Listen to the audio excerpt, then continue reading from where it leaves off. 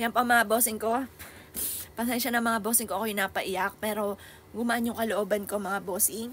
Dahil wala naman ako ibang mapagkwentuhan. Wala akong ibang napagsasabihan. Wala akong, kung ano yung nararamdaman ko mga bossing, lagi sa social media ko lang sinasabi. Dahil wala akong, halimbawa, yung lalabas ako kasama ko kaibigan ko, magkukwentuhan kami, or may pupunta sa akin kaibigan ko, mapagkwentuhan kami. Wala akong ganon mga bossing ko, kakwentuhan ko lang lagi yung anak ko.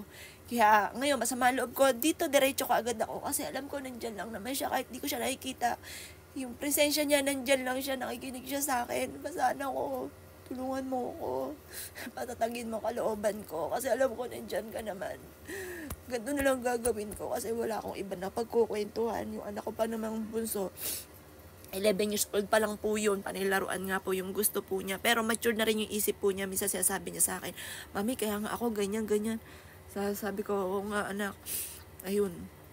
Pagpasensyahan nyo na mga bossing ko, nasabi ko lang kung ano yung nararamdaman ko mga bossing. In-release ko lang kung ano yung nagpapabigat sa kalooban ko. Dahil parang asama ng loob ko mga bossing. Ayun. Salamat po mga bossing ko sa panonood. At ngayon, naglinis lang muna ako ng sahig. Kanina na video ko po naglinis ako ng sahig kaso dinilit ko kasi biglang na-open mga bossing ko dahil ako parang galit kanina mga bossing ko dahil parang ang sama ng kalooban ko. Kaya ngayon, mamaya tutuloy ko na lang or bukas ko na lang itutuloy siya yung paglilinis dito mga bossing, pati yung pagbulat-lat po dito. Yan, parang mag-a-arrange na rin po ako dito kasi parang basta-basta lang po yung linis dito Yan, yung mga maalikabok na rin, parang basta-basta na. Naisipan ko lang talaga dito ako dumiretso kasi hindi ako mga bossing ko na nakapagsabi sa iba. Pero dahil social media, ang daming mga kakapanood nito, ang daming mga, kumbaga sa inyo ko na lang sinasabi kasi dito sa amin mga bossing wala akong ibang napagkukwentuhan. At kung mapagkukwentuhan man, may sasabihin man ako pa rin magiging masama. Bagamat dito, hindi ko naman babasahin yung mga komento nyo. Basta inaris ko lang kung ano yung nararamdaman ko.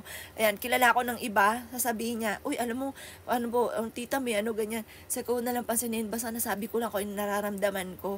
Parang dito lang lagi ako nagsasabi sa camera kung ano yung nararamdaman ko. Pero nung nabubuhay si Joelyn, sa kanya ko lagi sinasabi ko ano yung nararamdaman ko mga bossing.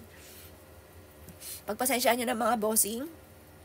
Ayan, kung may mga katanungan pa kayo, sasagutin ko naman mga bossing ko.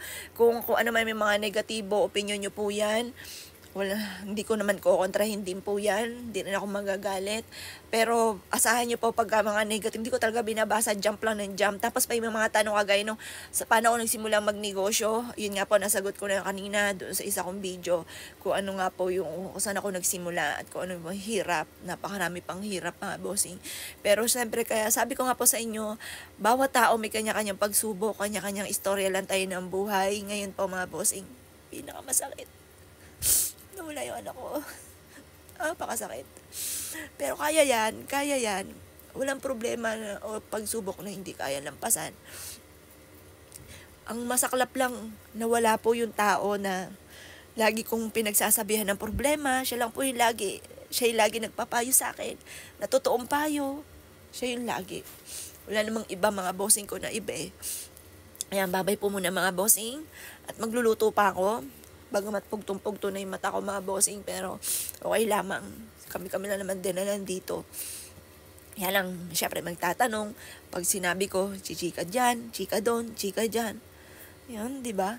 Kaya minsan mas gusto ko parang mas gusto ko solo. Or basta kami lang, yung parang kami lang tatlo. Kasi mahirap pa yung may ibang kasi opinion nila yan. Kaya lang minsan, huwag mo na iparinig. Huwag ko lang malalaman. Kasi una, ang sakit.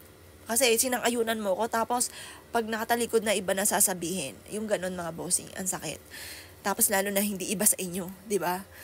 Kaya yun, nasabi ko lang po sa inyo mga bossing ko ang aking nararamdaman, pagpasensyahan nyo na at naging emotional po ako. Babay po muna mga bossing, mamaya po muli mga bossing ko. Anong araw ngayon? Ngayong araw na ito ay naging emotional ako, pero hindi man Lunes ngayon mga bossing. Kaya hindi kayo malulunisan. At hindi rin unang araw ngayon. Yan. Pag mga ganun lang mga bossing ko. Yan. Babay po muna mga bossing. Mamaya po muli pag hindi napugto yung mata ko. At saka magluluto pa po ako mga bossing. Babay po muna. Salamat po sa panunood.